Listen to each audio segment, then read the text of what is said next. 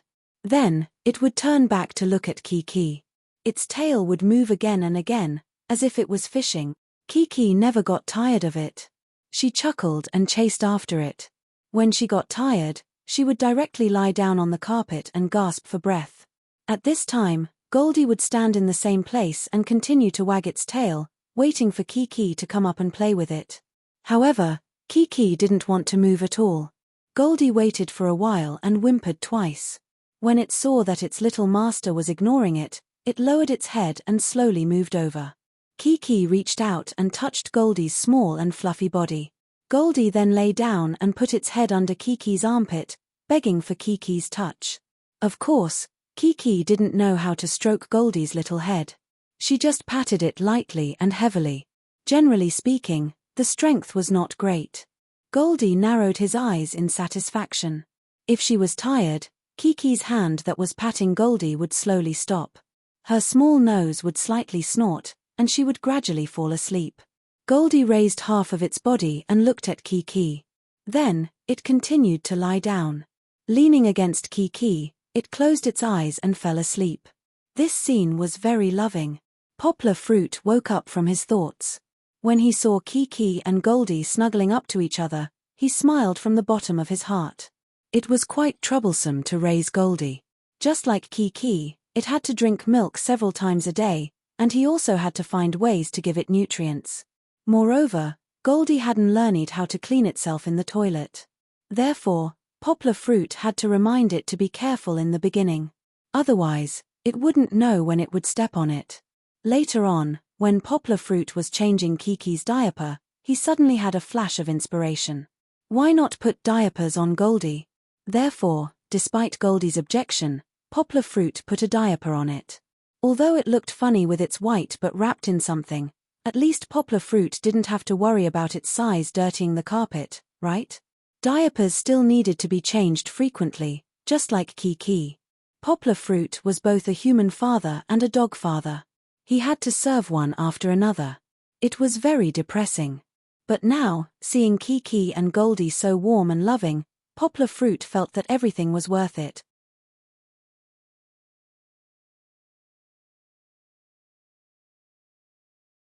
Chapter 170.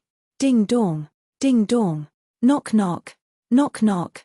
The visitor knocked on the door when no one answered the doorbell. Coming. After a while, Poplar Fruit came out of the study.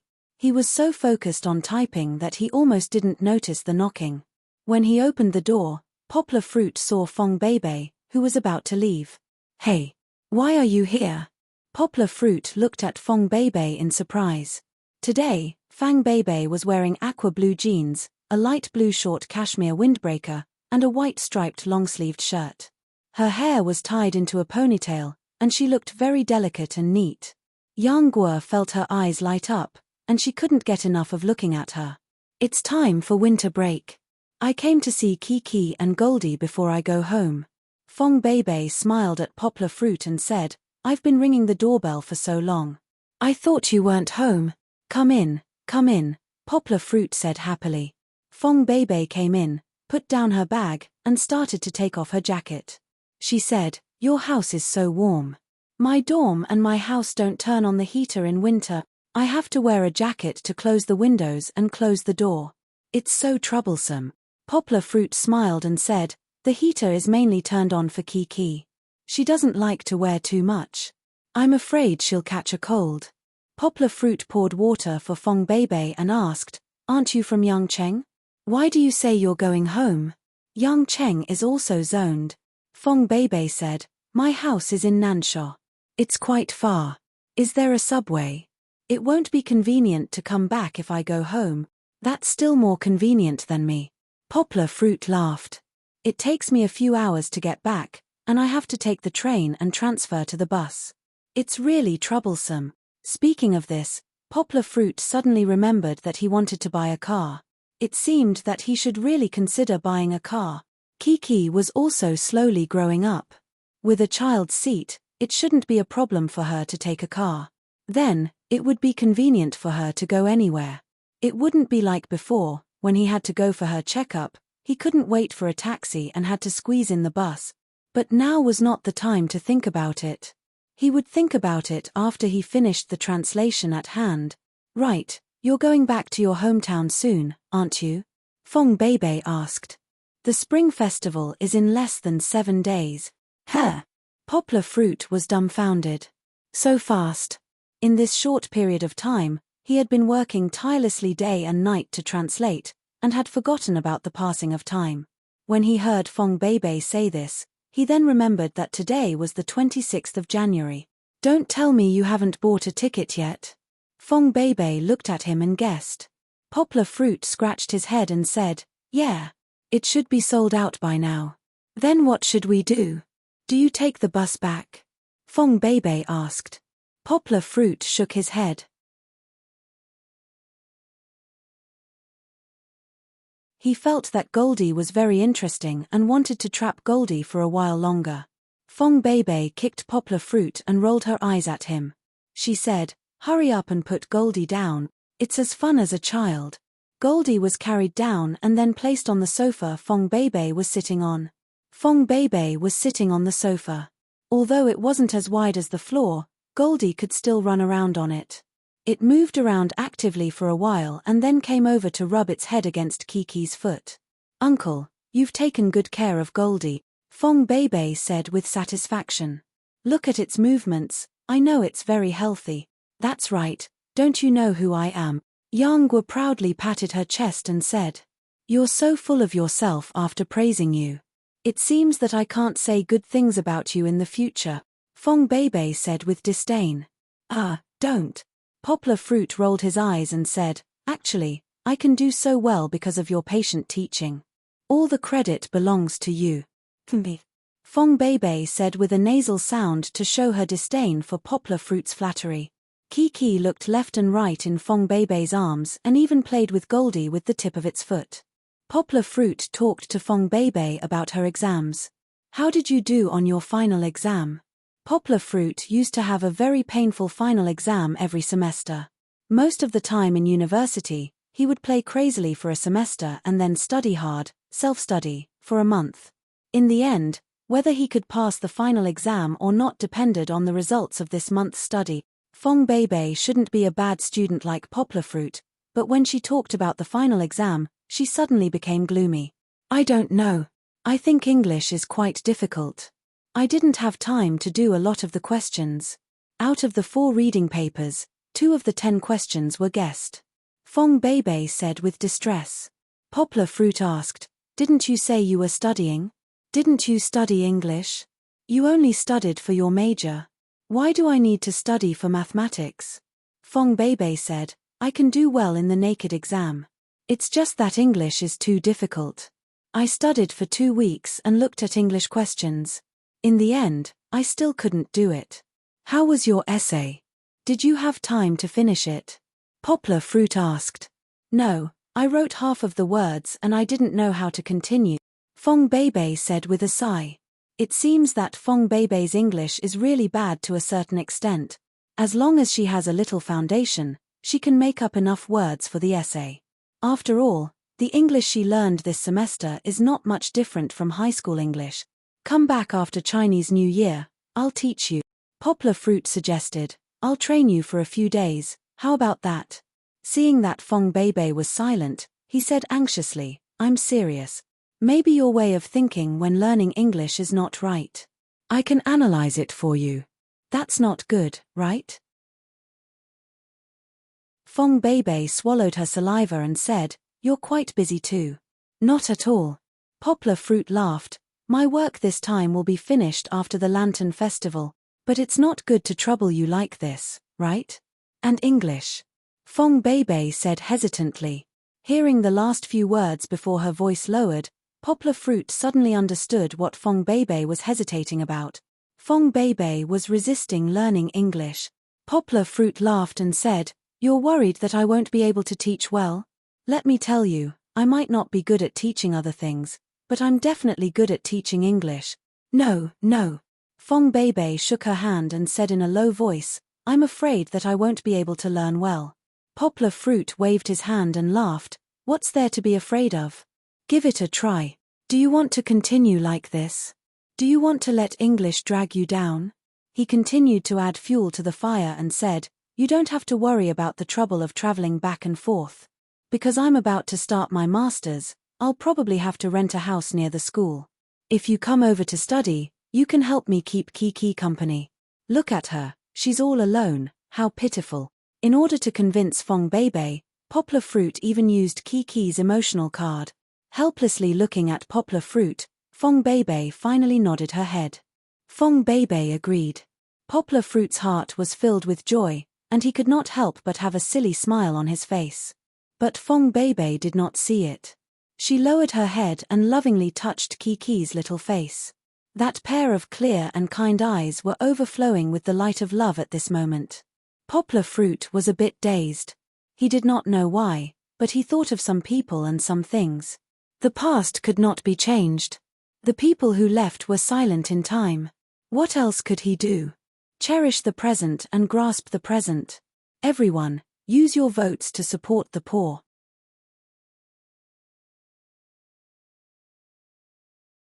Chapter 171. Worried about her translation work, Yonghua sat with Fang Beibei for a while. Seeing that they were having fun and had nothing to do for the time being, she ran back to the study to continue working. The door of the study wasn't closed. From time to time, he could hear Kiki's excited screams and Fong Beibei's laughter. However, Poplar Fruit calmed himself down and immersed himself in the sea of words. He couldn't hear the noise in the living room. Fatigue of Life and Death was a work full of imagination. Mr. Mo Yang used an ancient style to depict the difficult changes in the Chinese rural society over the past 50 years through the eyes of various animals and different perspectives. He sublimated the understanding of suffering in the carnival of suffering. The biggest problem Poplar Fruit faced in translating the book wasn't how to understand it. He was a child who grew up in a village and moved from a village to a big city. He was no stranger to the life in the village and some of the difficulties in the village. But the problem was how to express it in another language. A direct translation wouldn't work. A Chinese person who learned Swedish might be able to read Poplar Fruit's translation with great interest. However, for a Swedish person, they didn't know much about Chinese culture. Reading it would be like chewing wax. It would be tasteless. One way was to translate it into a Western realistic fantasy novel. However, there was a flaw in that. Other people might be able to understand it, but the rich Chinese culture in the book would be gone.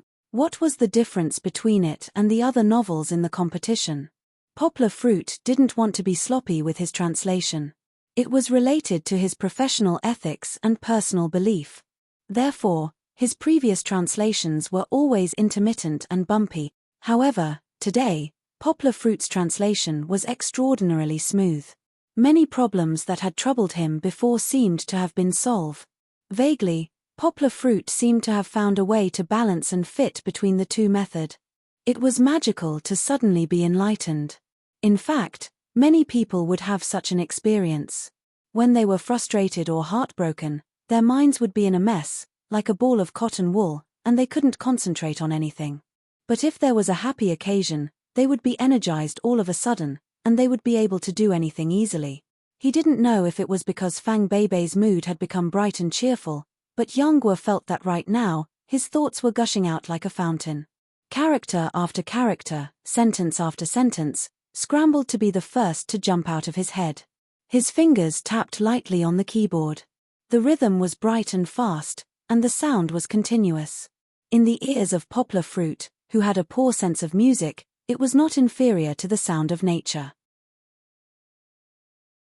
The exhilaration of translating one article after another was so exhilarating that it was impossible to stop.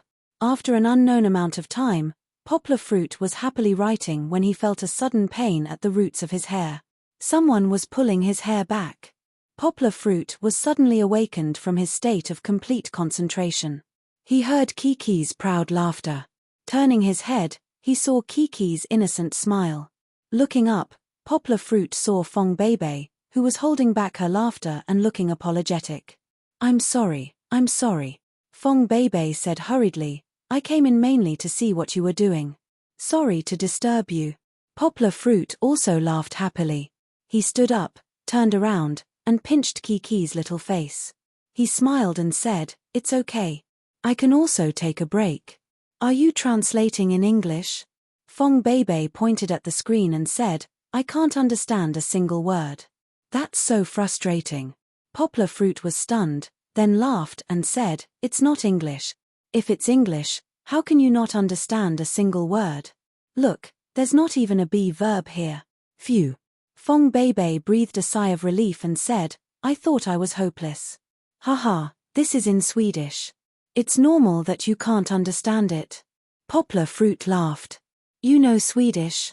Fong Beibei asked in surprise. That's not right. Since when did our school have a Swedish major? Indeed, we don't. I learned it myself. Poplar Fruit explained. Comparisons are odious.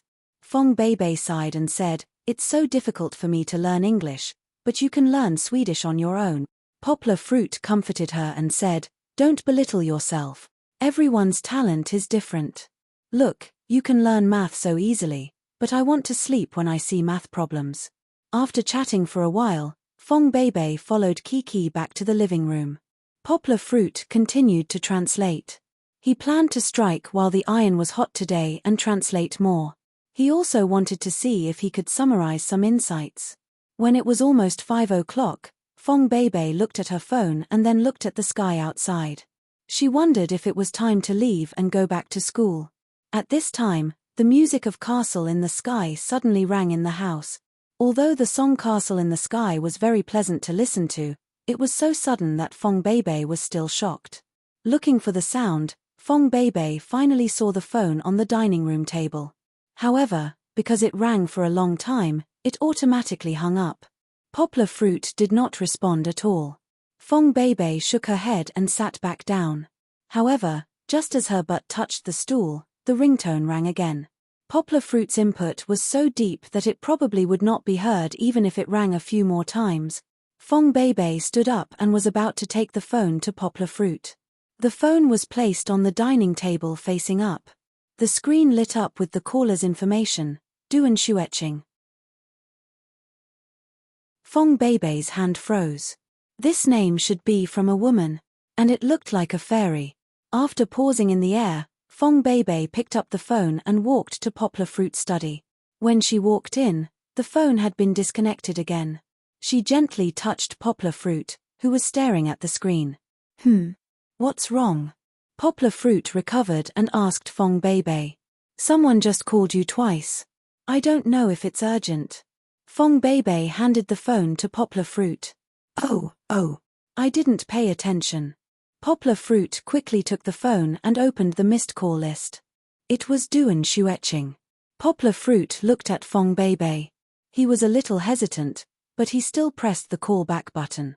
Fong Beibei was not interested in staying in the room to listen to Poplar Fruit's call. She turned and went back to the living room. After a while, Poplar Fruit came out. He went into the bedroom and took a jacket. He put it on and said to Fong Beibei, Beibei, can you help me take care of Kiki? My friend needs my help. I'll be back soon. Fang Beibei opened her mouth and hesitated for a moment before nodding her head. Poplar Fruit smiled and said, Don't worry, I'll be back soon. Also, wait for me to come back so we can eat together. Okay. Fong Beibei responded briefly. She watched Poplar Fruit open the door and leave. His back disappeared behind the door.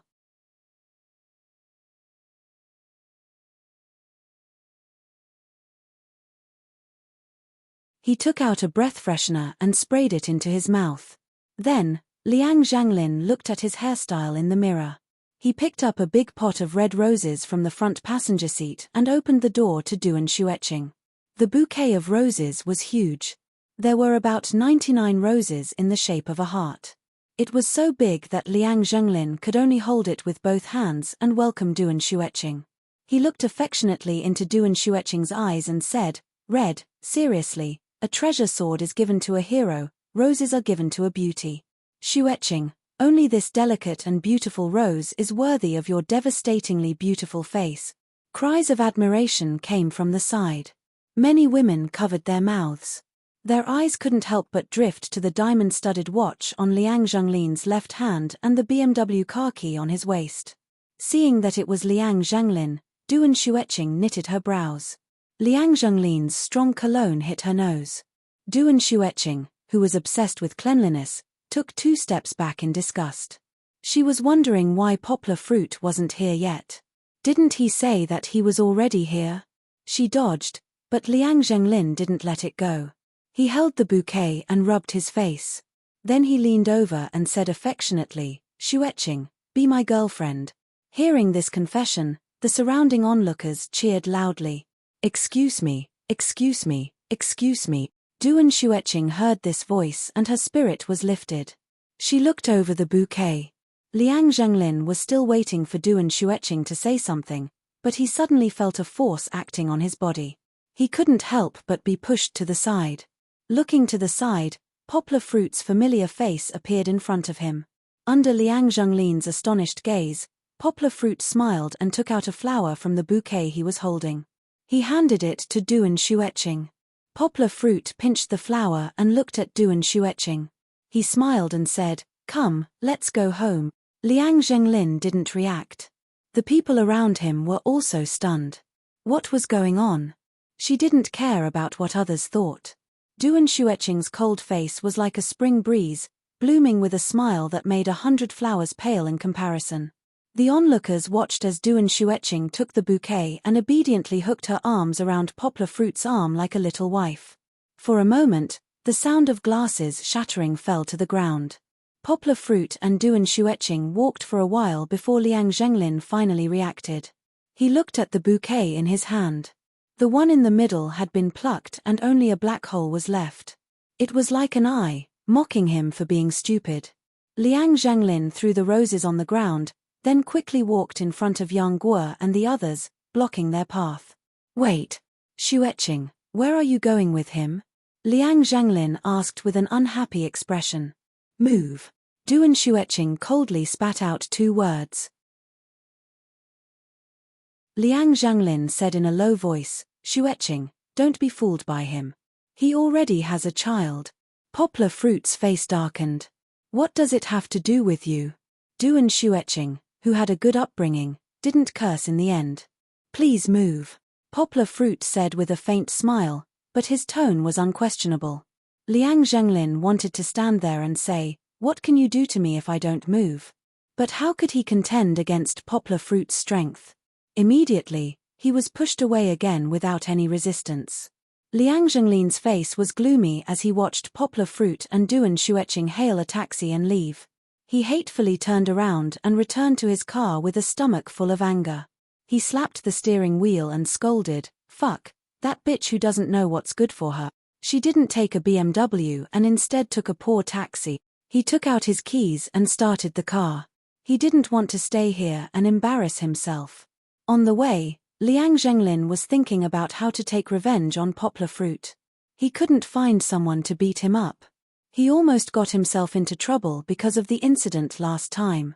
Besides, if he injured Yang Guo, with Song Juwen's relationship with him, the police would find out that he was the one who injured him. That would be asking for trouble. Liang Zhanglin racked his brains and suddenly remembered that someone gave him a business card some time ago. Find that private detective. Liang Zhanglin had a flash of inspiration. When the private detective gave him the business card, didn't he say that he wouldn't pry into any private matters? Liang Zhanglin wanted to use it to find out about the girlfriend who dumped him before, but because the price was too high, he gave up on it. But now, he could use it. So what if it was a little expensive? As long as he could find out some useful information, It would be worth it. Cheating couple. Liang Zhanglin scolded in the car. See, I'll definitely break your relationship, and even ruin your reputation. After getting into the car, Poplar Fruit had already pulled his arm out. Duan Xueqing was still holding the red rose, as if she couldn't bear to put it down. Why aren't you throwing it away? Poplar Fruit laughed. This is Liang Zhanglin's flower. No. Duan Xueqing whispered. She added in her heart, although you didn't buy it, this is the first time you've given me a flower. Poplar Fruit saw her sniffing the rose from time to time. Her pretty face was a little pink in the dim car. He shrugged indifferently and said, if you don't want to throw it away, then keep it. But be careful not to get pricked by the thorns below. Okay. Duan Xueqing sweetly replied. Poplar Fruit let the taxi drive to the entrance of Duan Xueqing's neighborhood. Looking at Duan Xueqing, he smiled and said, you can go back first. Duan Xueqing looked at him with sparkling eyes and said, let's go up and sit for a while. No need, it's not like I haven't been to your house before. Haha. Poplar Fruit laughed. Then, let's go have dinner together. Duan Xueqing suggested. There's a restaurant that makes delicious fried rice. Poplar Fruit hesitated for a moment. He thought of Feng Beibei, who was still waiting for him at home. It was already past 6 o'clock. In the winter, the sky darkened quickly. In the blink of an eye, it was already night outside. She should be starving. Shaking his head, Poplar Fruit said, no, Kiki is at home, I have to hurry back.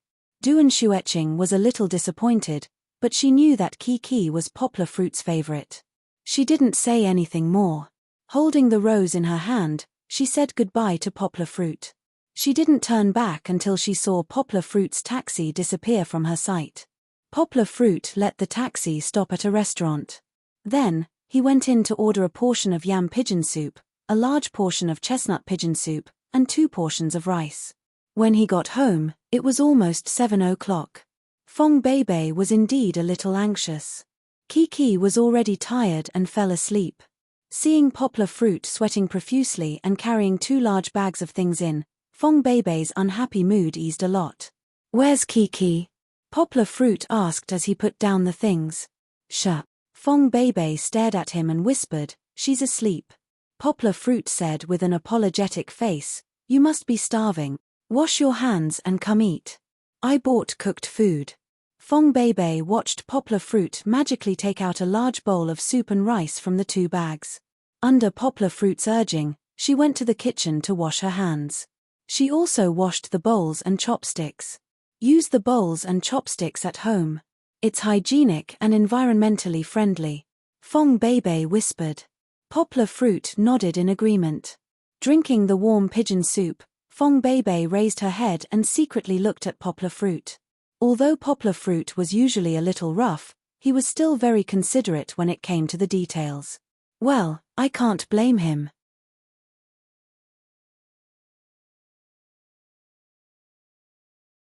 Chapter 173.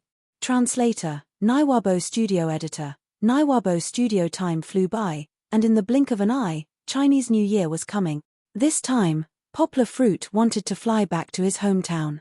But when he was buying tickets online, Poplar Fruit realized that he could not bring Jinzi on the plane. The customer service girl told him seriously that according to Article 44 of the China Civil Air Passenger Luggage Transportation Rules, if he wanted to bring Jinzi on the plane, the only way was to check it in. When he booked the ticket, he had to submit an application and provide an animal quarantine certificate. He could only check it in with the carrier's approval. The part that said the passenger should bring the animal to the airport on the day of boarding at the time specified by the carrier could be ignored. Poplar Fruit was stuck in the process. He did not have Jinzi's animal quarantine certificate. Jinzi was too young, and he wanted to wait for it to grow up before getting the relevant certificate. But now, he was stuck. No matter how he begged or pleaded, the customer service girl did not give in. Well, it seemed that Jinzi could not go back home with them for Chinese New Year. Poplar Fruit's desire to own his own car was getting stronger. He made up his mind to buy a car after Chinese New Year. What about Jinzi? It was not appropriate to ask Song Jiwen to take care of Jinzi. He also wanted to go back to his hometown, and it was troublesome to bring him around. In the end, Poplar Fruit looked for Fong Beibei. Fong Beibei's hometown was also in Nansha, and Poplar Fruit was relieved to let her take care of Jinzi. So, before returning to his hometown, Poplar Fruit carried Kiki and Jinzi to Nansha. As he was worried that he would bump into her family, when he saw Fong Beibei, it was like a spy meeting in a spy movie. The two of them met in a secluded corner. Poplar Fruit gave Jinzi and Jinzi's food to Fong Beibei, and agreed to pick Jinzi up after Chinese New Year. When they were leaving, Kiki was very reluctant. Poplar Fruit felt that her tears were for Jinzi, and also for Fong Beibei. After returning home, the house that Poplar Fruit had paid for was finally repaired after 3 months. There was an advantage to living in the countryside. It was a lot of land, and with money, the house had doubled its size. They even built 2 floors. Poplar Fruit's room was on the 2nd floor, and it was a huge room. It was bigger than the living room and the bedroom. Poplar Fruit's room in Yangcheng, however, it was empty except for a newly bought bed and a wardrobe. Poplar Fruit's eyes. Since he was not at home, when he was not at home, the house was of studio everything, of his studio house. Everything else is fine, but the table is still needed. Poplar Fruit brought his laptop back to work. Poplar Fruit had no choice but to call his brother-in-law, Yang Chongguan, to buy one from the county. The day before New Year's Eve, Yang Chongguan was coming to pick up his son. On New Year's Eve, Poplar Fruit carried Kiki on his back and ran around amidst the sounds of firecrackers. He stuck to the door, stuck to the tree, and even helped his dad, Yang Tai. The two of them carried cooked chicken and wine to the ancestral temple to worship their ancestors. Kiki was afraid of the sound of firecrackers. But, when her father covered her ears, she also liked to watch the firecrackers explode one by one in the colorful flames. The firecrackers turned into thick white smoke and scattered red paper pieces on the ground. But, she was also afraid of watching. The more she was afraid, the more she wanted to watch. Kiki's heart was conflicted. Speaking of which, after Poplar Fruit graduated, he could finally spend a full New Year's Eve with his family. In the past, when he worked in a foreign trade company, he had to go to work on New Year's Eve according to the country's regulations. Poplar Fruit could only return home early the next morning. Moreover, as a newcomer, he had to return to work early on the 4th day of the new year. He had very little time to accompany his parents at home. Now that he was a freelancer, he could come and go freely. Watching the Spring Festival Gala on New Year's Eve was a tradition in Poplar Fruit's family. But today, Poplar Fruit obviously couldn't watch the Spring Festival Gala properly. He was overwhelmed with calls. The first call was from Zhang Yujie. She pretended to be concerned and asked about Poplar Fruit's translation progress. Then, the topic immediately changed to Poplar Fruit. As she was thousands of kilometers away, she couldn't enter Poplar Fruit's life. She could only understand him through a few words over the phone. But that was enough. Listening to Poplar Fruit's voice was blissful. Leaning on the windowsill, Poplar Fruit looked at his parents. Kiki was dancing and laughing along with the singing on the TV. He smiled, held the phone, and continued to chat with Zhang Yujie. Zhang Yujie chatted with him for almost half an hour. Then, she reluctantly said to Poplar Fruit, "I know you should have a lot of calls today. I won't take up your line. Happy New Year." As soon as he put down the phone, several missed calls popped up. Before he could swipe them open, Yao Dehua called. "Brother Yao, why are you so fast? I was just about to call you." Poplar Fruit answered the phone and laughed. The relationship between him and Yao Dehua had become closer after each incident. It was not an exaggeration to say that they were good brothers. After Yao Dehua, Yang Hua thought for a while and called a lot of people to wish them a happy new year. Some of them were manager Du from the foreign trade company, some of them were close colleagues, some of them were the county magistrate in her hometown, and some of them were Uncle Jin.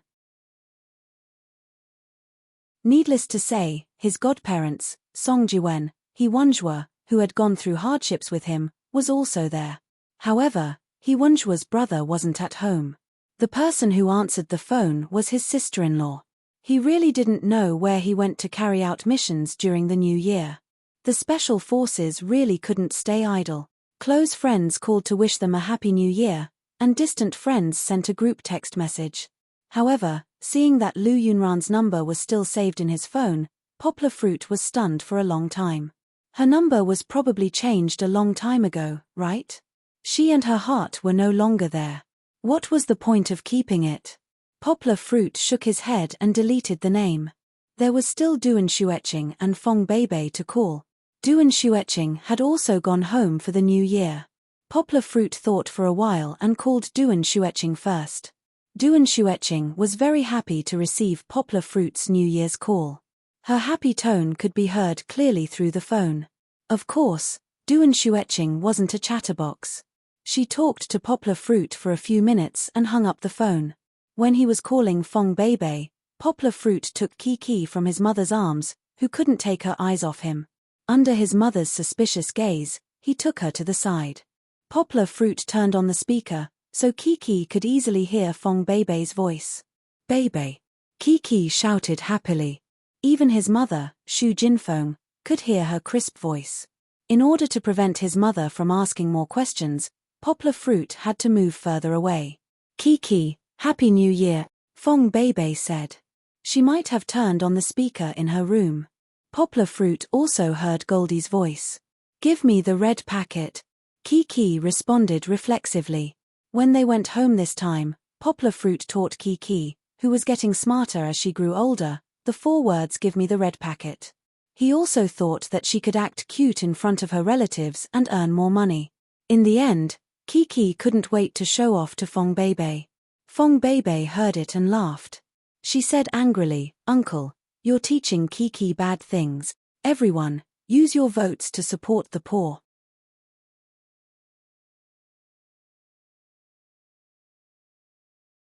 Chapter 174. On New Year's Eve, Poplar Fruit made too many phone calls, and he acted very secretive. His mother, Xu Jinfeng, became suspicious, and as a result, Poplar Fruit was very depressed for the entire Spring Festival. Xu Jinfeng spent every day thinking about how to ask about Poplar Fruit's relationship situation. Poplar Fruit answered truthfully that there was no progress, but she didn't believe him. She kept asking Poplar Fruit until he was annoyed. Unable to get the answer she wanted, Xu Jinfeng started to conspire with other relatives, aunts, to find a way to introduce a local girl to Poplar Fruit for a blind date. Although Poplar Fruit had a child at a young age, he was still rich, and he was quite good-looking. After some discussion, they found that there were quite a few suitable girls. There was no way he could celebrate the Spring Festival. Poplar Fruit realized that a large number of blind dates were about to come, so he quickly used work as an excuse and ran away with Kiki. He didn't dare to stay in his hometown any longer, and he didn't even celebrate the Lantern Festival at home. The holidays in China were very strange. There was no holiday on New Year's Eve, no holiday on the Lantern Festival, and no holiday on the Spring Festival. Therefore, Song Jiwen and Duan Xueqing came back to work very early. When Song Jiwen saw Poplar Fruit come back, he was jealous, so he extorted a lot of local products from him before he gave up. For Poplar Fruit, as long as there was work, his work would continue all the time. However, because of Fong Beibei's visit last time, Poplar Fruit found the balance between Chinese and Swedish, which greatly improved the quality and efficiency of his translation. 3 days before the submission of the manuscript, Poplar Fruit finished translating this masterpiece, which was a fusion of fantasy and reality. After another day of self-revision, Poplar Fruit finally finished his work. As for his translation, Poplar Fruit could only praise himself and praise himself. Poplar Fruit did not know how good the other translators in the country were, but he was still quite satisfied with his translation. Of course, he still had no idea if his translation would be accepted by the Nobel Prize in Literature Committee. He had tried his best. Whether or not he succeeded would depend on other people's choice. On the day before the Lantern Festival, Poplar Fruit received another piece of good news. His results for the postgraduate entrance examination were out. Out of 500 points, Poplar Fruit scored 467 points. 2 foreign languages and French had a total score of 100 points. Poplar Fruit scored 99 points, infinitely close to full marks. For the 2 professional subjects, Full marks were 150 points. Poplar Fruit scored 146 points for comprehensive English and 144 points for linguistic. Poplar Fruit felt that the objective multiple-choice questions should be all correct. He did not know if it was because of the essay, translation, and some other subjective questions that had some points deducted. However, these were not a problem. The only subject that was slightly worse was politics. Poplar Fruit scored 78 points out of 100 points. Poplar Fruit was fully prepared for this subject's results. After all, the politics questions this time were too strange and unpopular. He had two subjective questions that were completely blank. For him to score 78 points, it was not too bad. Poplar Fruit had seen other people's opinions on the internet. Their politics exams were not any better. Maybe they had written a few more words, and the teacher had given them some sympathy points. Their total score was about the same as his. However, Poplar Fruit's total score was indeed very heaven-defying. According to previous year's scores for the semi-finals, Poplar Fruit's score had exceeded the minimum score by more than 100 points. He would definitely be able to enter the semi-finals. After Song Jiwen received the news, he shouted, "Great news! We must celebrate." Poplar Fruit discussed with him. Since it was the Lantern Festival tomorrow and Song Jiwen was not going home, they might as well eat hot pot together. Once this suggestion was made, Song Jiwen immediately agreed. As a foodie, he even made a huge list and urged Poplar Fruit to buy them the next day. It was too boring for the two of them to eat hot pot. Poplar Fruit thought about it and called Duan Shueching to eat together. Duan Shueching naturally had no problem. After she got off work, she would come directly to Poplar Fruit's place. Poplar Fruit had nothing to do at home. Early in the morning, he began to prepare the ingredients for the hot pot. Song Jiwen's list was all meat. Poplar Fruit directly threw it away. There was no point in using it as a reference. Mutton was too fishy. If they only ate mutton hot pot, it would be fine. If they added other dishes, the fishy smell would ruin the whole pot of soup. Chicken was not good either. If it was cooked in the hot pot for too short a time, it would not be cooked well. If it was cooked for too long, it would be too tough and not delicious. Of course, chicken wings were still okay. Poplar Fruit bought some. Beef was the best choice for hot pot. Poplar Fruit directly went to the supermarket and bought a big bag of beef. It weighed 2 pounds and was enough for 3 people to eat. Poplar Fruit also bought a lot of pork tripe, pork offal, fish balls, meatballs, and quail eggs. Duan Shueching probably would not eat too much meat. She would probably like pork tripe, meatballs, and quail eggs with less fat. Living in the coastal area, seafood was indispensable. Poplar Fruit specially bought fresh prawns, squid, and crispy anchovies. They were all fresh. He bought them and prepared them himself. For example, the crispy anchovies were cut into thin slices. They could be eaten after being dipped in the hot pot. The texture was fresh and crisp. The meat was firm and juicy. Just thinking about it made him drool. Other side dishes like spinach, cabbage, potatoes, lotus roots, tofu skin, shiitake, enoki mushrooms, etc. Poplar Fruit bought some of them. They might not be able to finish them, but there were many types. As long as they were happy, it would be fine. When Song Jiwen and Duan Shueching came back from work one after another, Poplar Fruit put the hot pot on the induction cooker. They did not eat spicy food. The bottom of the pot was actually clear soup. The reason why Poplar Fruit separated was to take care of Duan Shueching. He cooked the meat on one side and vegetables on the other. That way, Duan Shueching would not be too sick of the food she ate. Song Jiwen did not even change his clothes. He took off his coat and rolled up his sleeves. He sat at the dining table and opened a beer and soda. He shouted, "I'm starving. I'm starving. Fruit, hurry up and eat. Coming, coming." Poplar Fruit laughed. He put the last few side dishes on the table and sat down.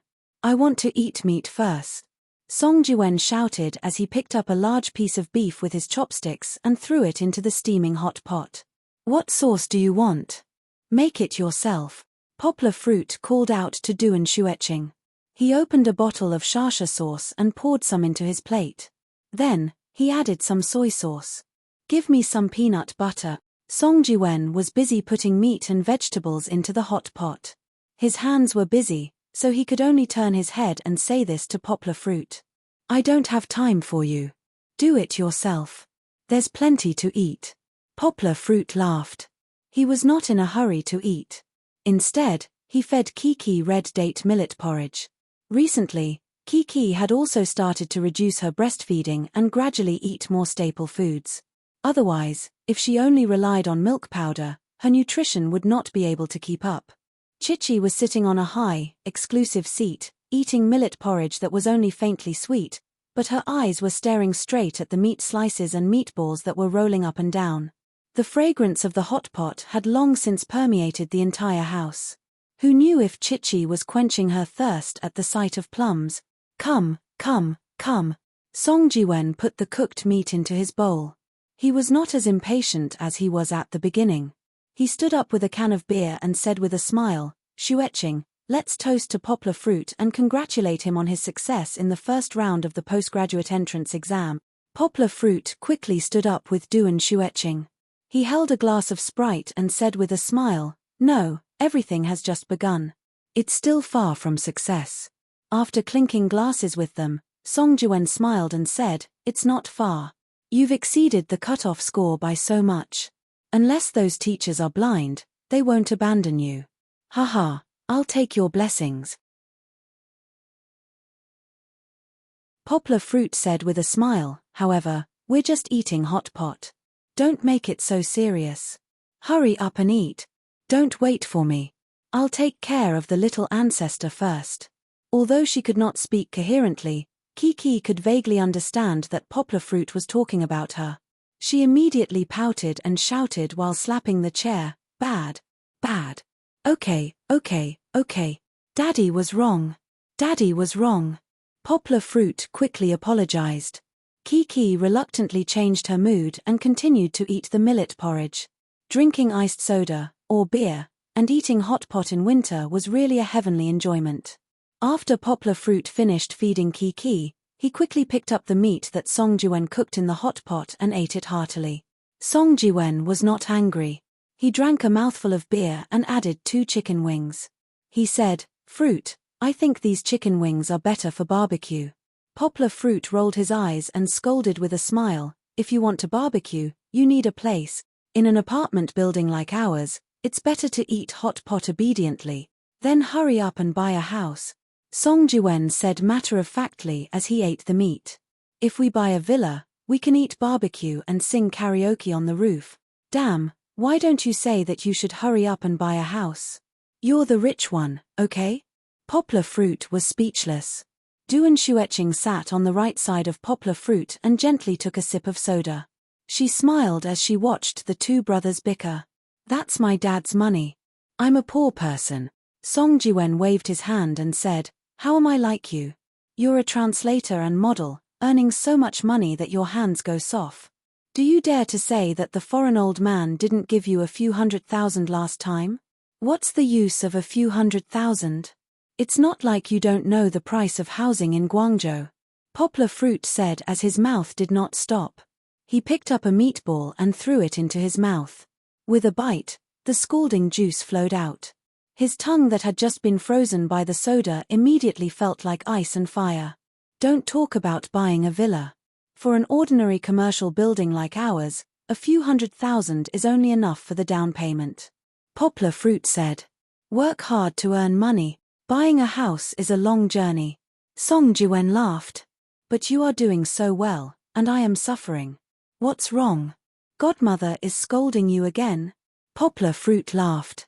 Song Jiwen replied gloomily. That's right. She is always using you as a role model and scolding me. What? You are going to be a deputy section chief soon, and Godmother is still not satisfied? Poplar Fruit shook his head and said. Duan Shueching interrupted in shock. Wow. Brother Mosquito, you are a deputy section chief now? Song Jiwen was sweating profusely. You are the one who is in the gynecology department. Everyone, use your votes to support the poor.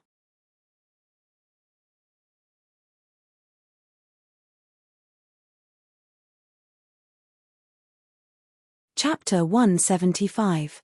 After eating and drinking their fill, Du and Xueqing was sent to the living room by Poplar Fruit to take care of Kiki.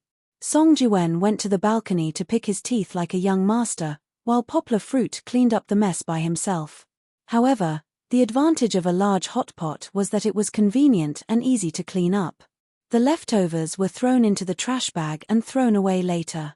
The rest could be washed with detergent. Fruit, Xueqing, come and see the fireworks. Poplar Fruit heard Song Jiwen shouting from the balcony just as he came out of the kitchen. It was like the scene in Stephen Chow's movie where Uncle Da shouted, "Wife, come out and see God." Poplar Fruit walked over and then turned back. He wrapped Kiki in a blanket and came to the balcony together. Yang Guo's balcony was facing the direction of Huaqing's square. At this moment, the night sky was shrouded in fireworks. Meteors rose into the sky one after another and then exploded like a flower bud blooming in an instant. Even though it was a flash in the pan, it still left behind a gorgeous beauty. "Oh, oh, oh!" Song Jiwen shouted excitedly. He wasn't alone. The entire neighborhood was filled with whistles and cheers. Yang Cheng had banned fireworks for so many years, so it had been a long time since everyone had seen such a beautiful scene. Poplar Fruit discovered that Kiki was also entranced. Her eyes were wide open and her mouth couldn't help but open. Poplar Fruit quickly closed her mouth. The wind was blowing on the balcony, so it was easy to breathe in the cold air with your mouth open. It wouldn't be fun if you had a stomachache. "Happy Chinese New Year!" Song Jiwen shouted. Hearing this, Kiki's eyes lit up. She shouted in a clear voice, "Give me the red packet." Her words weren't very clear, but they were very loud, making everyone laugh. "It's another year." Song Jiwen always liked to sigh. Although it was just a few words, Du and Xueqing also responded, "Yes. There have been so many changes in the past year. Even Xueqing has graduated and worked for so long." Poplar Fruit sighed. Song Jiwen tiptoed, hooked Poplar Fruit's neck, and said fiercely, "If we're talking about changes, the one who changed the most is you." Du and Xueqing nodded vigorously at the side.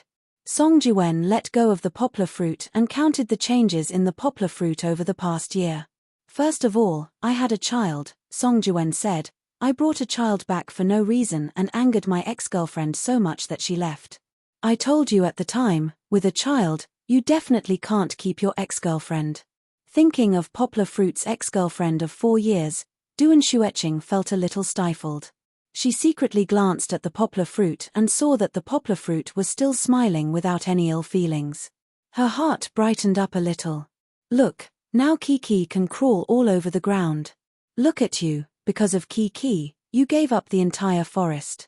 Sigh. Song Jiwen pretended to sigh in disappointment.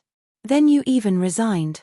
Your previous job was clearly very promising, but in order to take care of your child, you actually resigned and squatted at home." Song Jiwen said, "You don't know how many times my mother sighed at home because of you. In our profession, how many people can be like you, working for a year and their salary rising to more than 10,000 yuan? Poplar Fruit corrected, "It's not salary, it's salary plus commission. More or less. Anyway, the income is very high. But you still gave up." Song Jiwen said. "After that, you stayed at home and squatted at home. You even made a name for yourself by squatting at home." Song Jiwen laughed and said, "You can make a name for yourself by being a translator. Not to mention publishing books, you also appeared in the newspapers so many times. Even the leaders in our unit didn't appear in the newspapers as much as you. I thought you were living the life of a big star from then on, and gradually drifted away.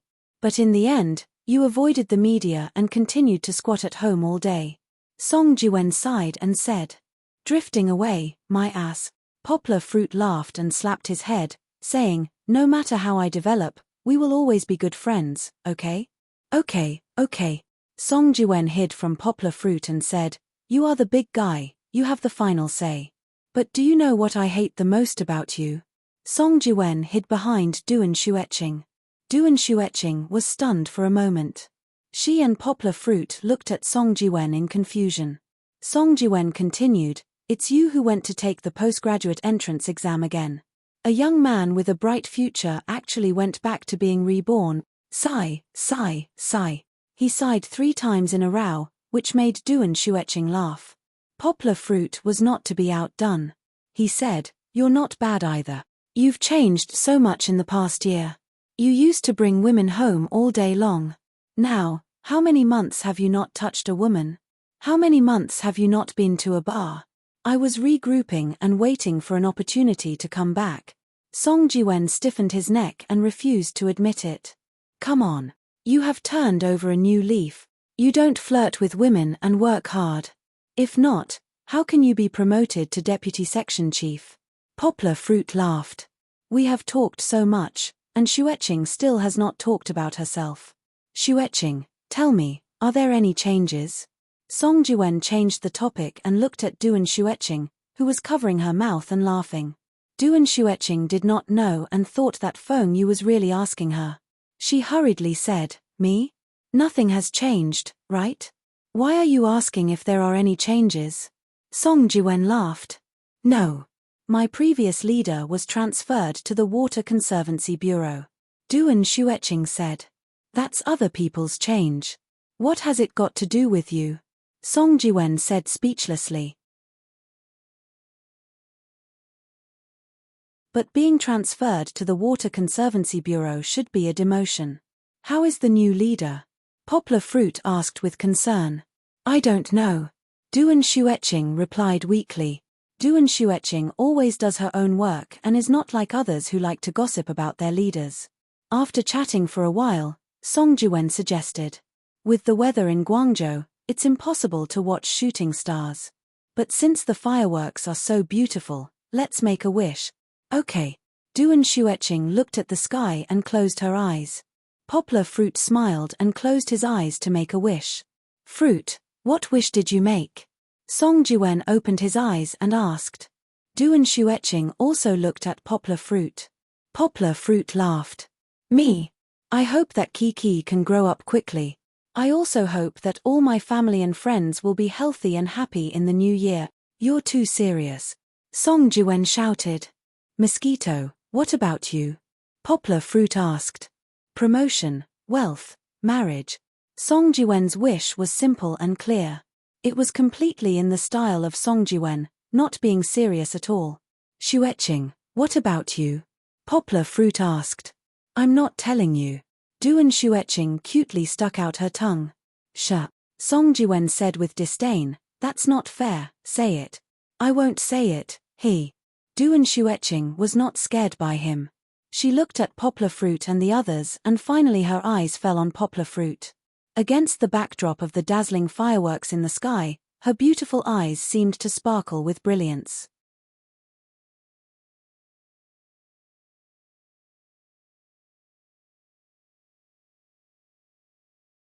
Chapter 176.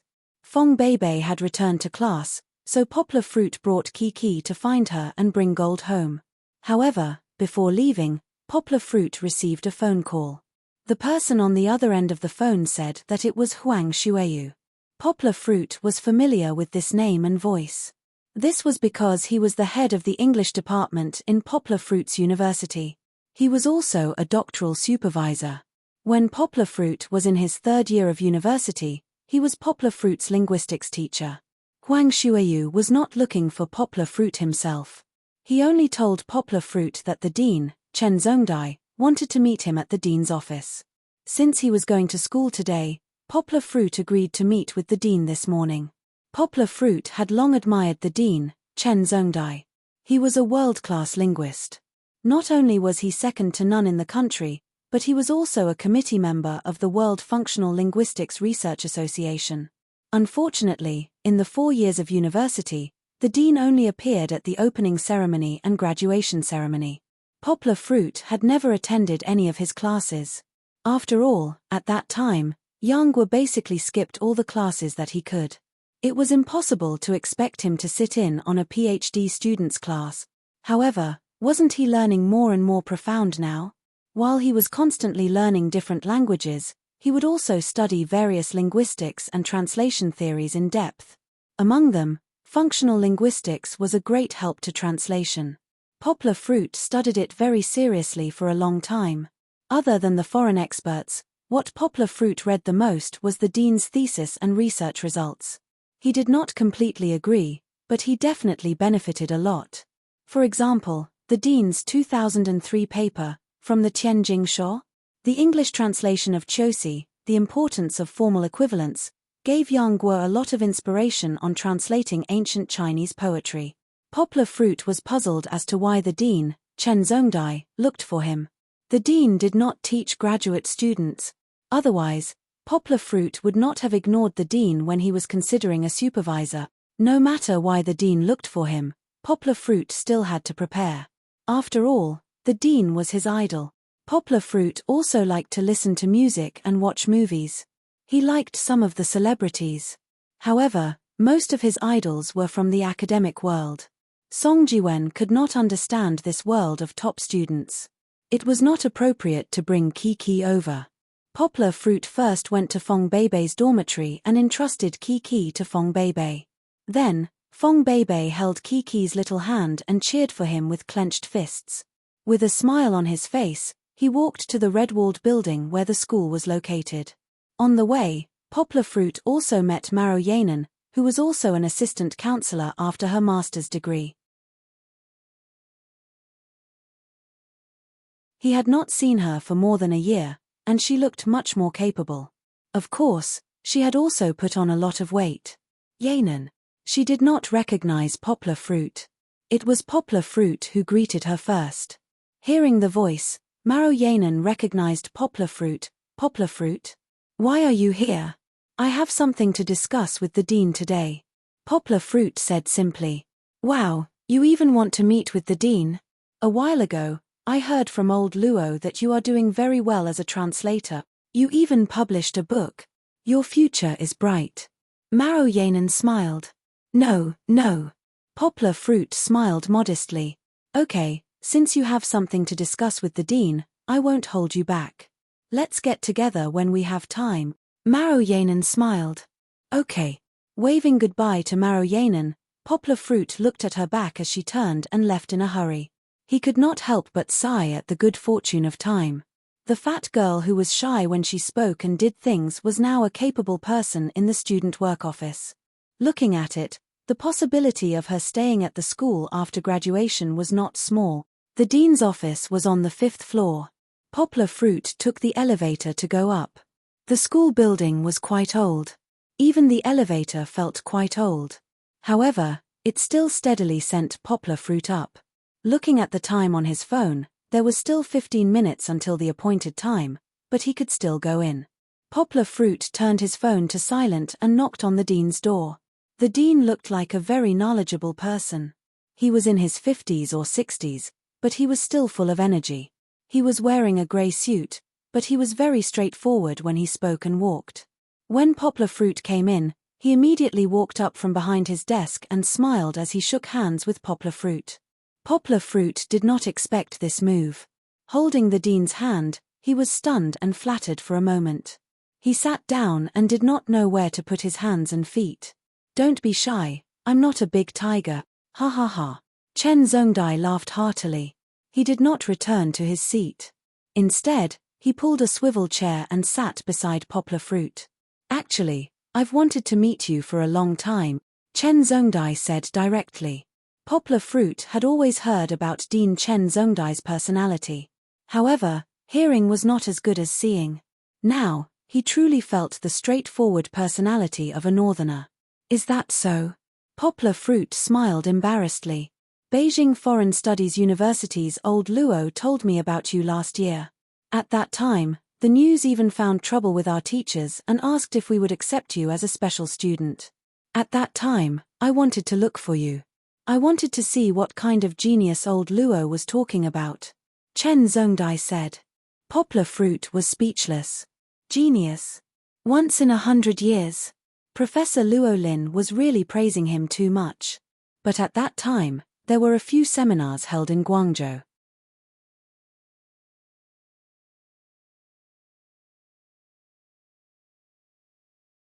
I was so busy that I forgot about it. If it wasn't for Director Huang showing me the list of this year's graduate students, I wouldn't have remembered. Chen Zhongdai laughed. The people old Luo thinks highly of are indeed extraordinary. Your results for the preliminary exam were simply too eye-catching, Chen Zhongdai mischievously said. However, you did slightly worse in the politics test. TSK. Poplar Fruit scratched his head embarrassedly. Let's not talk about those useless things. Do you know why I'm looking for you today? Chen Zhongdai asked.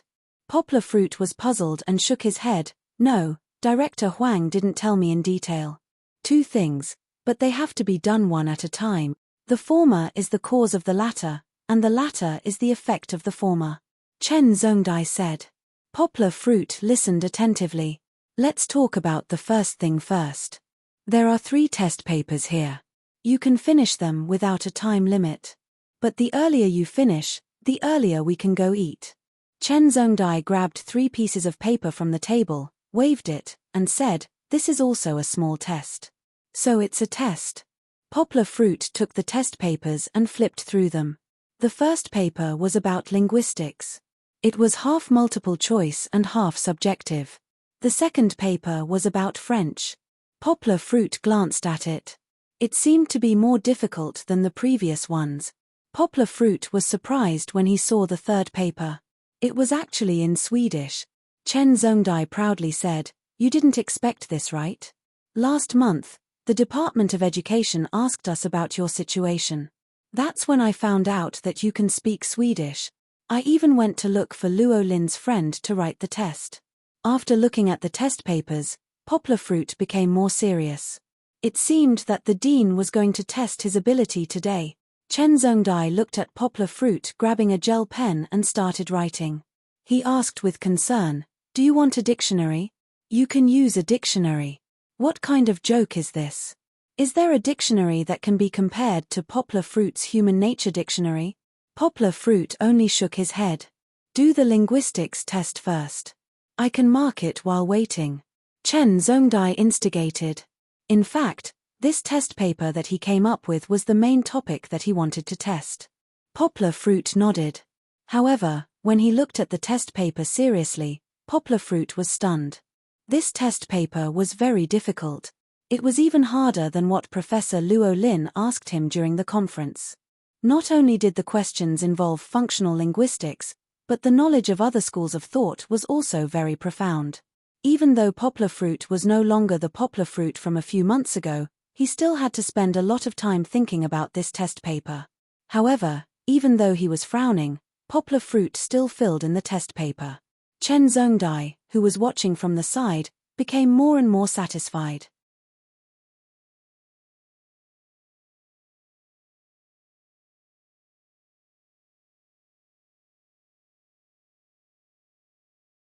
He took the test paper with a smile and looked at it seriously. The linguistics test paper was purely theoretical, so it was very difficult. However, the French and Swedish test papers posed no resistance to Poplar Fruit at all. The difficulty of this test paper was only slightly more difficult than the highest level exam in the country. In Poplar Fruit's eyes, it was just a piece of cake. Who had ever seen a foreign Chinese test paper that could stump a Chinese? Poplar Fruit's mastery of other languages was not inferior to a native speaker. It was a multiple-choice question, so before Chen Zhongdai finished marking the first test paper, Poplar Fruit had already finished the other 2. So fast. Chen Zhongdai said in surprise. He could only put down the test paper in his hand and scanned Poplar Fruit's French and Swedish test papers for the corresponding professor to mark. You're better than I thought. After Chen Zhongdai finished marking the test papers, he put down his pen and smiled happily. Old Luo said you're better than the average graduate student, but he underestimated you. With your level, you can definitely go for a PhD. Poplar Fruit glanced at the test paper marked by the dean and highlighted some areas that were not good enough. Poplar Fruit did not care about Chen Zhongdai's praise. He was more interested in where he went wrong. Chen Zhongdai saw it and explained it to him excitedly. After listening to the dean's explanation, Poplar Fruit finally understood. He finally understood that on the path of academia, even though he had a photographic memory, there was still a big gap between him and the dean, who had been studying the same subject for decades. For these mistakes, on one hand, he did not have enough knowledge. On the other hand, he lacked the ability to connect the dots. But you're already very good. The dean was afraid of hurting Poplar Fruit's feelings, so he comforted him. To be able to reach your level at this age, at least in the country, I haven't seen anyone else. You're still young, so you can learn more. Compared to us old men, you have a bright future ahead of you. Everyone, use your votes to support the poor.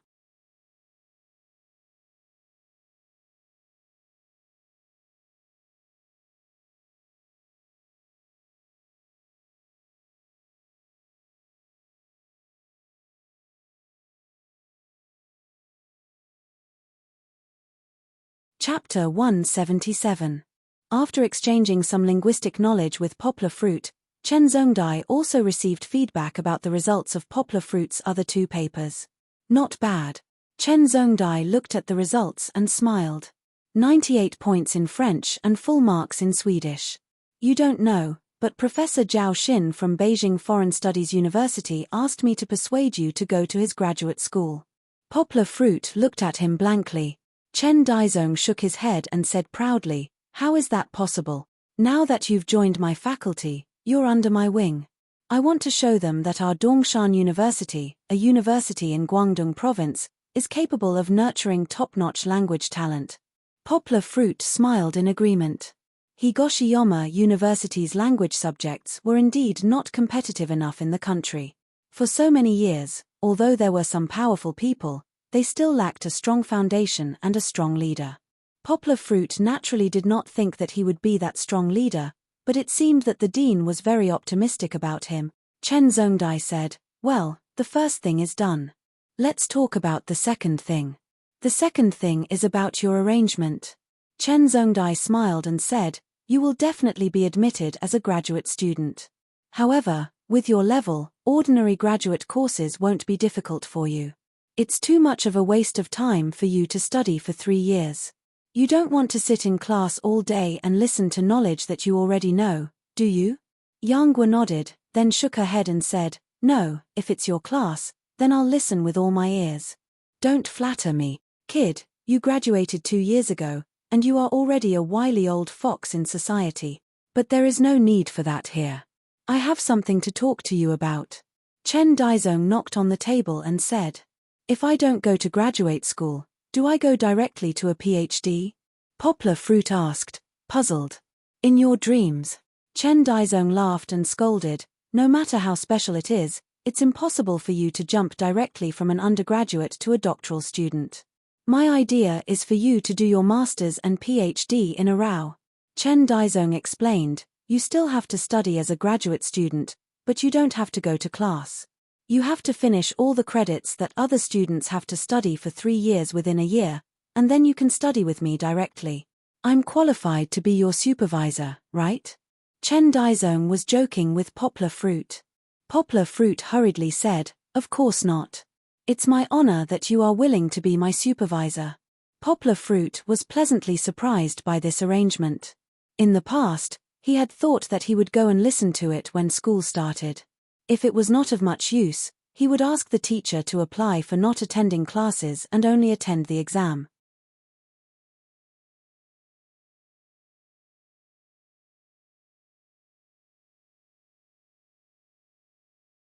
If he couldn't do it, then he would just grit his teeth and endure for 3 years to get his master's certificate. But now, it seemed that happiness had come too suddenly and too violently. Now that he had a postgraduate position, getting a doctorate was no longer a dream. Also, postgraduate students only need to study for 1 year and do not need to attend classes. Of course, there is no free lunch in this world. After throwing out the benefits, Chen Daizong started to talk about the conditions. He smiled and said, "You don't have to do anything this year. You have to study with me. Although you are still a postgraduate student, you still have to follow me to do the doctorate project and learn the content. This is only one of the conditions. I will also arrange for you to be Professor Wang Zhongxin's teaching assistant in the French department. In the first semester, you will be teaching undergraduate students under her guidance and learn how to be a teacher. In the second semester, You will have to teach an elective course independently and teach Swedish. Chen Daizong said. Ah. Poplar Fruit was dumbfounded. Be a teacher? Also, be a teacher of French and Swedish? I can't do it, right? Poplar Fruit said weakly. Why not? Chen Daizong asked. You can make those old men in Beijing Foreign Language University shocked. That means you have the ability to do this well. Don't be afraid because you haven't been a teacher before. Professor Wang Zhongxin will guide you. Chen Daizong explained to Yang Guo, our school currently only has French, German, Spanish, and a few other popular minor language majors. As long as it's not popular, we won't be able to open it. In the end, it's because we don't have enough foundation. Your Swedish is really excellent. I hope you can bring this major out in the future.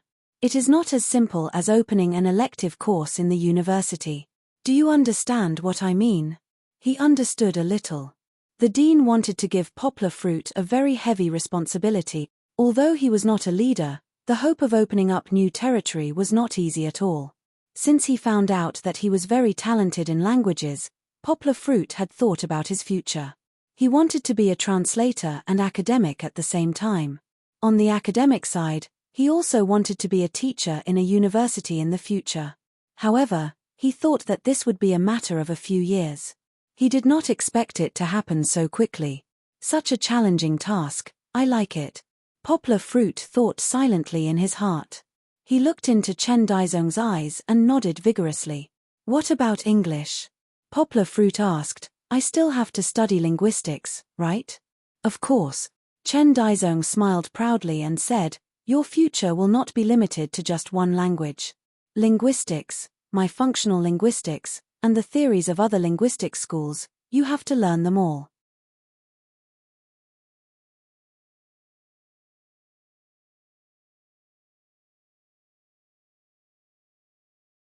Regardless of whether you're going to develop in my field of functional linguistics or find your own path in the future, I hope that you'll be able to make your voice heard in this field and the world.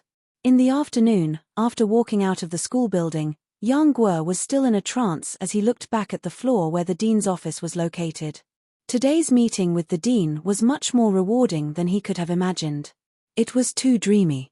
The dean was very optimistic about him and could not wait.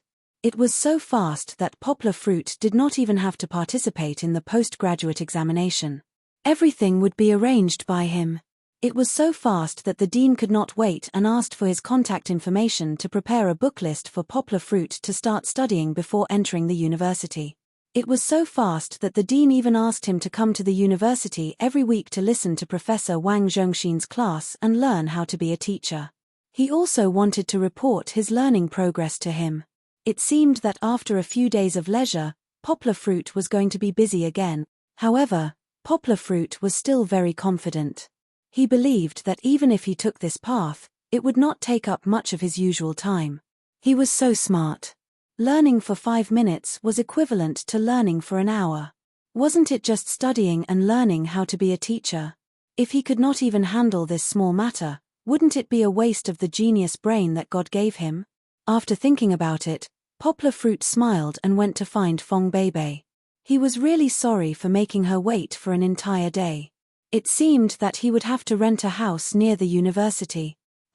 Learning how to be a teacher, he would start with Fong Beibei. Poplar Fruit laughed in his heart. Everyone, use your votes to support the poor.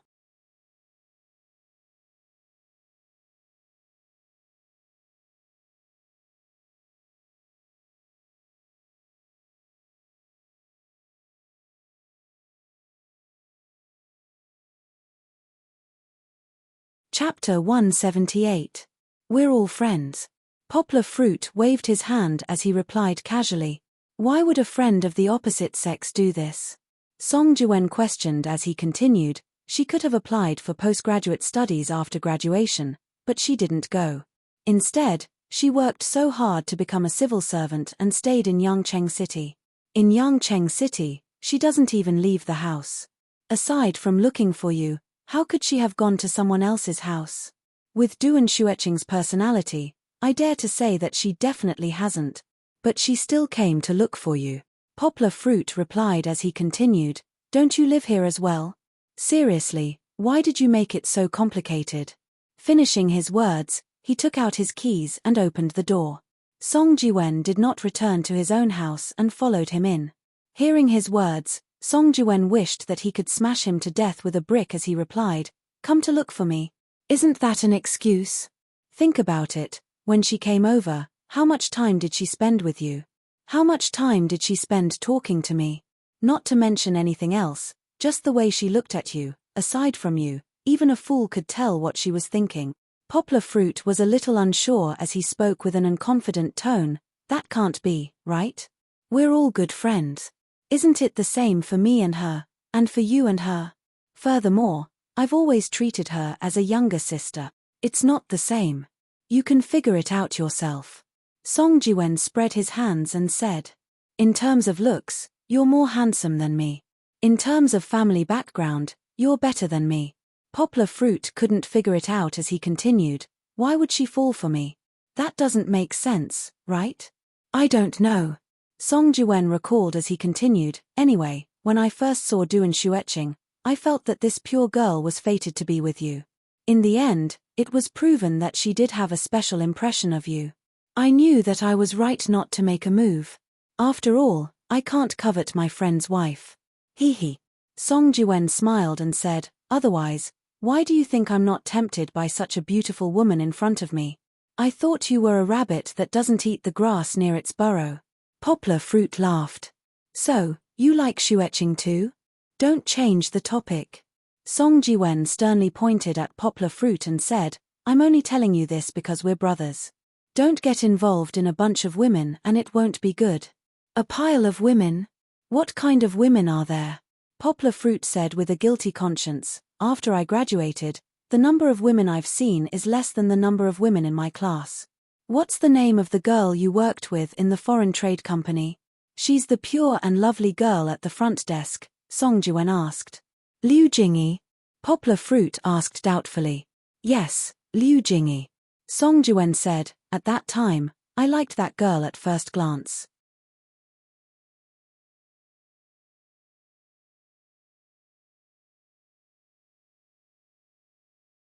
I asked you for her contact information, but you didn't give it to me and even beat me up. Tell me, isn't that right? And after you resigned, you ran out in the middle of the night to help her solve her problem. Do you dare to say that there's nothing going on between you two?" "There's nothing going on between us," Poplar Fruit said innocently, but with certainty, he said, "There's really nothing going on. I haven't seen her in a long time." "Then why does she call you every few weeks to report her work?" "I've already seen her a few times. She's not interested in you. Could it be that you're her boss?" Song Jiwen rolled his eyes and said. Poplar Fruit said speechlessly, "There's really nothing going on. If there was anything, I would have asked her out long ago.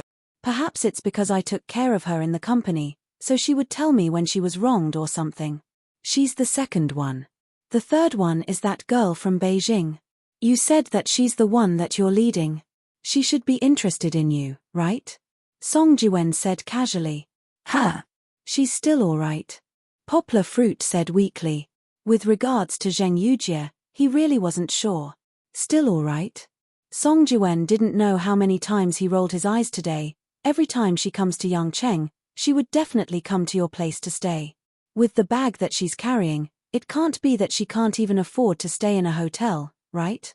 There's a good hotel to stay in, but she came to stay with you. Do you think that you're staying in a palace? Poplar Fruit was silent. Just these three will be enough for you to bear. Now that Shueching has moved over, if that girl from Beijing comes to stay at your place next time and bumps into you, you'll know what Mars collides with Earth means. Poplar Fruit actually wanted to say that they had bumped into each other a long time ago. Take your time to think about it. Song Jiwen had left out one person, Fong Beibei, whom he hadn't met before. Fong Beibei had come to Poplar Fruit's place more than once or twice, but Song Jiwen had coincidentally returned home every time. Hearing Song Jiwen's words, Poplar Fruit laid in bed that night and couldn't sleep. He stared at the ceiling, but his mind was as blank as the ceiling. He couldn't think of a reason why. It shouldn't be like this. Yang Guo pondered in her heart, we were originally good friends. Why did Mosquito's words change the way she thinks about it? Poplar Fruit counted the days after he broke up with Lu Yunran for more than 10 months. Actually, nothing much had changed. His friends were still the same. Perhaps there were more powerful people he had never thought of before, but his attitude towards his friends was still as warm and friendly as before. It was the same for his female friends. He didn't go any further with Du and Xueqing. At most, after she entered society, they interacted more and met more often at gatherings. What about Zhang Yujie?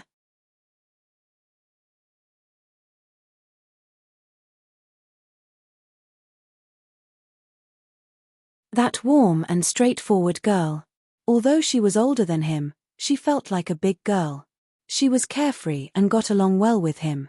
Poplar Fruit didn't have any thoughts about her. Didn't her brother mention it the last time he went to Beijing? She was already engaged. As for Feng Beibei, Poplar Fruit thought of Feng Beibei, that kind and beautiful girl. She was so much younger than him, but she seemed to be much more mature than him when it came to taking care of children and dogs. Poplar Fruit actually couldn't figure her out.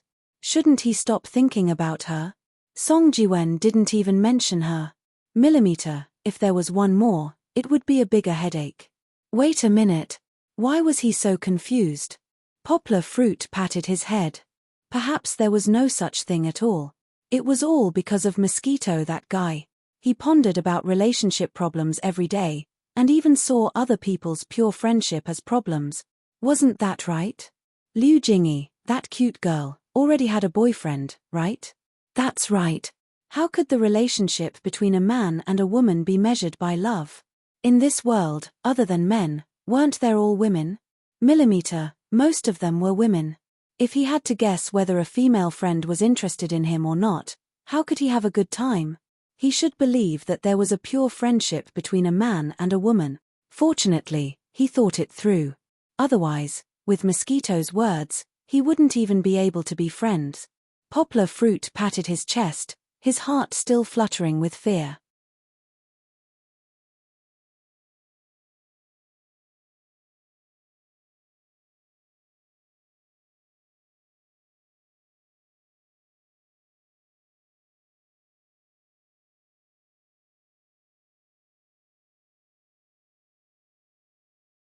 Chapter 179. Poplar Fruit wants to buy a car. This idea has been brewing for a long time. From last year until now, he finally made up his mind to buy a car, but who should he look for? If he wants to buy a house, he can consult Luo Feiyue. If he wants to buy a car, it seems that none of his classmates are in this line of work. Poplar Fruit remembered He Wenjua's big brother. His car is the Land Rover that Poplar Fruit especially wants to buy. Should he ask where he bought the car? After receiving a call from Poplar Fruit, He Wenjua, who happened to be free, directly said, "This is a small matter, leave it to me, you wait for me to pick you up." Poplar Fruit did not wait for long. He Wenjua drove his car over. "Get in the car," He Wenjua said to Poplar Fruit with a cigarette in his mouth. "Big brother, your cigarette." Poplar Fruit stood in front of the car door, pointed to He Wenjua's mouth and said, "Oh, I forgot that I have a child." He Wenjua quickly took a puff, opened the window and threw the cigarette butt out. When the smoke in the car dissipated, Poplar Fruit held Kiki and sat in the passenger seat. "What kind of car do you want to buy?" He Wenjua said while driving. "I have a friend who specializes in car dealership. He has all kinds of cars. I will take you there. The price will definitely be the lowest." "I want to buy a Land Rover. I want to buy a sports version of Range Rover." Poplar Fruit laughed. Kiki sat in the car, very curious, especially the small swaying doll on the center console, attracted Kiki's attention. She constantly leaned forward, wanting to touch it. "Hey! I thought that scholars like you all like delicate little cars like BMWs, He Wenjua said in surprise. "Aha." Poplar Fruit laughed and said, "That's not necessarily true. I especially like Land Rover, this kind of calm off-road car." He Wenjua gave him a thumbs up and said, "That's how it should be, a martial artist. How can you not have a little spirit? Buy a big car." When they arrived, Poplar Fruit got out of the car and looked around. Unexpectedly, it was a large car exhibition hall. "There's an exhibition here today, and my friend is also exhibiting here. If you buy a Land Rover, Then you can really choose as much as you want. He sells Land Rovers the most, and I don't know how many he brought over today. Hwangja also got out of the car, closed the door, and pressed the remote control. Hwangja's friend's face, he was a slightly fat middle-aged man. His mind, he said. He smiled and said, Gongzi, what wind today, what wind today, you? Don't tell me you don't like the car you bought. Hwangja laughed and said, if it doesn't like the car, can you help me return it? Of course not, the middle-aged man said pretentiously, but you can change it. What car do you want? I'll change it for you right away, until you're satisfied. Come on. I'm comfortable driving that car, Larogua. I trust your taste.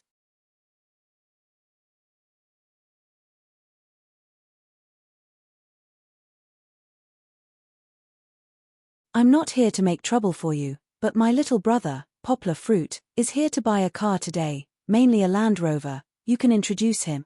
Hwangja put his hand on Poplar Fruit's shoulder and said. Hwangja was more than 1.9 meters tall, and Poplar Fruit was 1.86 or 1.87 meters tall. When they stood together, their tall figures attracted a lot of attention. Land Rover? No problem. Today we have a Land Rover exhibition. All the styles of 2011 and 2010 are on display. You can choose at will, Larogua said with a smile. Hwangja introduced to Poplar Fruit, this is Larogua, he'll help me arrange the car today. Don't be fooled by his smile, he looks like a Metria Buddha, and he's not wearing any gold or silver, he's just a harmless person. This guy is a millionaire with a fortune of over 1 billion yuan, and he's the biggest car dealer in the whole Guangdong province. Haha, you flatter me, child he.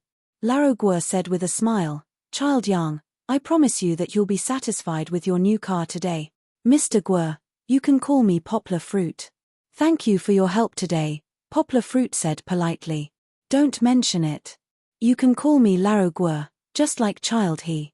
Larogua, who was leading the way, turned back and smiled. Hey, Larogua, you have to give my little brother the best price you can give him today. We've been through life and death together, Hwangja said while walking. No problem. Since you're here, I promise I won't make any profit. Larogua patted his chest and said. This was the benefit of power. Poplar Fruit was speechless. Hwangja's father, Jiuming, was so high that even a millionaire like Larogua had to bow to him and accompany him in person. What a fascinating power, but fortunately, Hwangja was not a rich playboy, so he was a friend worth making.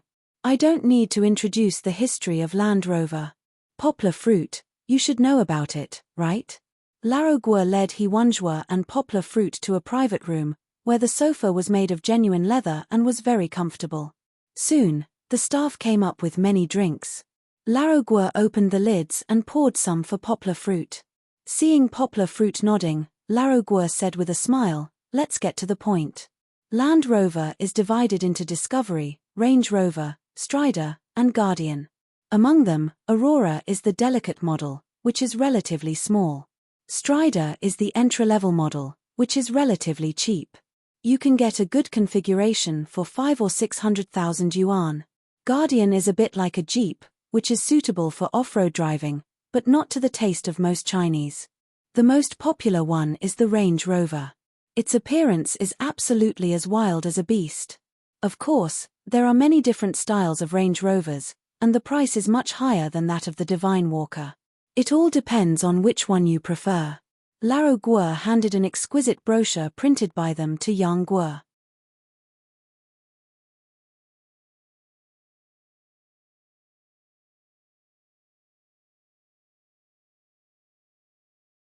Poplar Fruit skimmed through it and found the Range Rover was his favorite. Just like what he had seen on the internet, the sports version of the Range Rover was the most beautiful in these photos. Hwangja looked at it and nodded, saying, well, Poplar Fruit, the one you're looking at is good. The black one is better. Poplar Fruit shook his head and smiled, I like the white one, which looks more sunny. Haha, what kind of car do you want? You can decide after seeing the current one. After all, the photos are different. Larogua didn't hide it and said directly, the sports version of the Range Rover you're looking at is the 2011 version.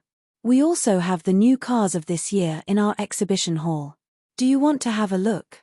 Poplar Fruit's interest was aroused, and he said, "You have the new ones? Let's go and have a look." When they arrived, Poplar Fruit saw the latest white sports version of the Range Rover at first glance. The front design was very fashionable. The body was wide, the chassis was high, the lines were strong, and the rear design was very sporty. Laroguer called over a beautiful shopping guide and said, "Xiaoshan, tell these two distinguished guests about this new car." "Yes, boss."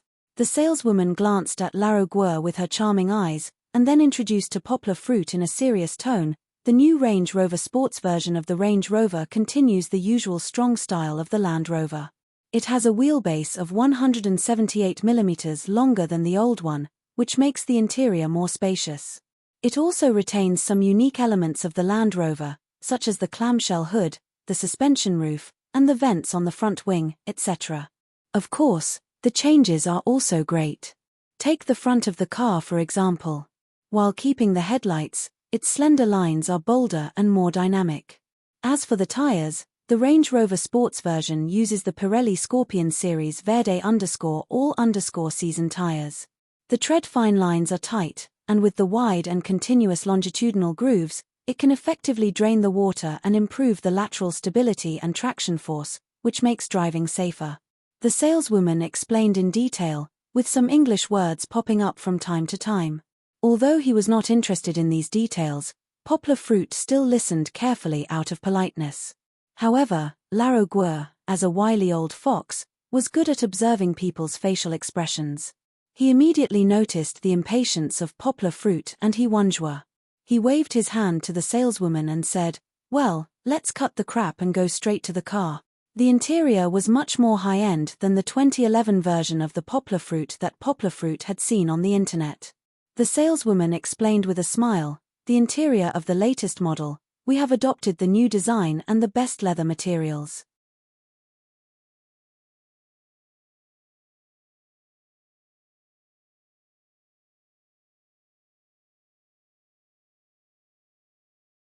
Indeed, the interior was mainly made of leather and metal materials, which had a strong sense of integrity and comfort, both visually and tactile. Looking at the four-spoke steering wheel, Poplar Fruit felt even more satisfied. It had all the control keys for the stereo, driving computer, Bluetooth phone, fixed speed cruise, and so on. When he touched it, he had the urge to open it up. The dashboard was an LCD screen. Unlike other cars, which actually had things rotating, this dashboard had a very cool design. The virtual pointer was like a flashlight, and only when it was pointed to the scale there would be illuminated. The design of the seat was also very three-dimensional. Apart from the usual front, back, up, down, and angle adjustments, it could also adjust the waist support in all four directions, as well as the side support of the package. The interior of this car was very spacious. With a height of 1.87 meters, Poplar Fruit could easily stretch his feet in it.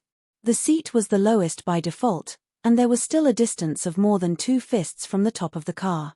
If it were a small car, his head would probably touch the roof. The armrest box was designed with 2 layers, and there was no problem to store all kinds of things. There was also a slot for mobile phone charging. When the first layer was lifted, there was a small refrigerator inside, which could even store ordinary bottles of Coke. There was a very large trunk at the back, which was more than 1 meter in width and depth, and could store a lot of things. The saleswoman smiled, "If you think the trunk is too big and wasteful, we can also install the 3rd row of seats for you." Of course, the price. Before she finished, she was interrupted by Laroguer. "What's the price?" "The seats are free." Poplar Fruit was surprised, and then he smiled, "That's not necessary. I think 2 rows of seats are actually enough. With a trunk, we can store some things. It's quite good."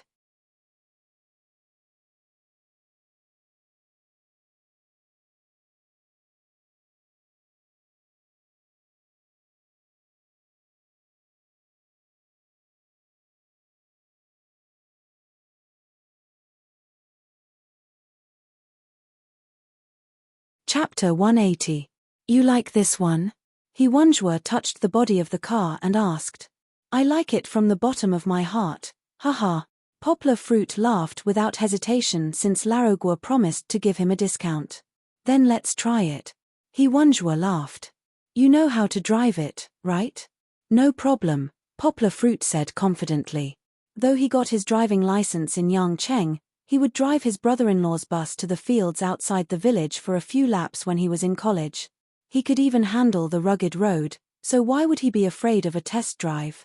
Wait a minute, Poplar Fruit said. Larogua, do you have a baby seat suitable for my child? Larogua didn't know, but the beautiful saleswoman reminded him with a smile. Boss, we have a child car seat. Yes, Shin, ask someone to install one, the best one. Hurry up. Larogua ordered. Immediately, 2 people ran over with a box. After a while, they installed a baby seat on the back seat. In fact, it was just a new seat, but in terms of size and design, it was suitable for a child to sit in. The 5-point safety belt could also better protect the child's safety. Shin, give me the key. Larogua waved his hand to get the key and handed it to Poplar Fruit. He opened the door and sat in the back seat, together with Kiki, because Hiwanjua had already taken the passenger seat. Starting the car was a little different from other cars, but as the beautiful saleswoman had explained, Poplar Fruit finished the first step easily. The engine was 5. The large displacement of 0 immediately showed its power, and the beast-like roar made people's blood boil. Larogua took out a walkie-talkie and shouted, "Worker Shu, ask someone to open the number 2 door." Then he pointed the way from the back, and Poplar Fruit drove over. Along the way, people who came to check the car saw the big muscular monster from afar, and hurried to avoid it, with some of the fear in their eyes couldn't hide their envy. Going out of the number 2 door, there was a large track field. In fact, it looked like a track field, but it was actually a test field. Poplar Fruit drove in circles in the test field. The automatic transmission couldn't reflect the cool feeling of drivers stepping on the gas pedal in the racing movies, so Poplar Fruit could only control the car by pressing the buttons on the gear lever, which was a little bit effeminate, but a fly in the ointment. But when the car's speed soared over 100 km per hour, the perfect control of the Land Rover began to show, and it felt stable when it was turning in such a small field. Sitting in the back seat, Larogua watched the scene outside the window spinning and flying backward. His face was a little pale, but he didn't dare to say anything, and had to risk his life to accompany the gentleman. Back at the exhibition hall, the car stopped. Larogua got off the car with weak legs and held the door.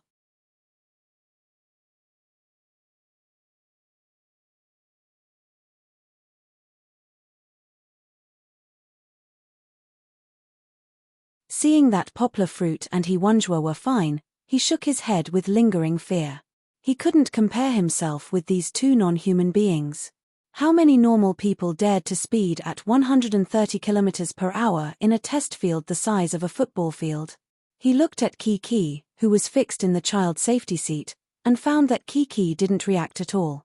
She looked as usual, with a happy smile on her face. Larogua felt that he had been hit hard. But such speed was exactly what Hiwanjua wanted. He laughed and said, "Poplar Fruit, this car is awesome. Next time, I'll take you to the field, where the highway is even better." Poplar Fruit got off the car, touched the hood with satisfaction, and said with a smile, "This car, I've made up my mind." Though there were still some sequelae, Larogua put on a smile and called his subordinate, "Xiaoshan, go get the list." Going through the price list, Larogua said to Poplar Fruit and Hiwanjua, "This car is top of the line. Our price is 1.8 million to the public. To show respect to Child He and Poplar Fruit, we have to give you the lowest price. I'll waive the change, and only ask for 1.2 million. He explained, "Apart from other things, I won't make any profit from this car. I'm just making friends with Poplar Fruit. Of course, if you think 5.0 displacement is too big, you can also choose 3.0 displacement, 3.0 displacement, only 900,000. Larogua was really good at talking. He gave Yanggua 2 choices of price, but didn't embarrass Yanggua just because of the price. "What do you think? Which one do you like?" Hiwanjua looked at Poplar Fruit and asked. Before coming here, Poplar Fruit had learned about the price. The 2011 version of the same model sold for more than 1 6 million in the market. Poplar Fruit had thought that if he didn't have enough money, he could buy a lower configuration car. But he didn't expect that Larogua would give him so much face and waive the 600,000 profit. Now, he could choose a higher configuration car. Wasn't it just 2 million? Poplar Fruit could afford it. What Artil gave him, plus the translation fee for the past few months, the balance in his bank account was much more than this number. 3. 0 was definitely less than 5. 0 displacement. If he could buy the car he liked, he could spend more money. Poplar Fruit chose 5 without hesitation. 0 displacement, top configuration. Pay by card. Larogua didn't hesitate. He asked someone to take Poplar Fruit's ID card to deal with the registration, insurance, and other miscellaneous matters. No wonder he was the #1 car seller in Guangdong. Many things were given the green light. Poplar Fruit sat in Larogua's office for less than 15 minutes, and all the formalities were done. At noon, Hiwanjua invited Larogua to lunch in a big hotel, VIP room, and all kinds of luxurious dishes. But when Poplar Fruit rushed to pay, he found that Larogua had already asked someone to put it on his tab.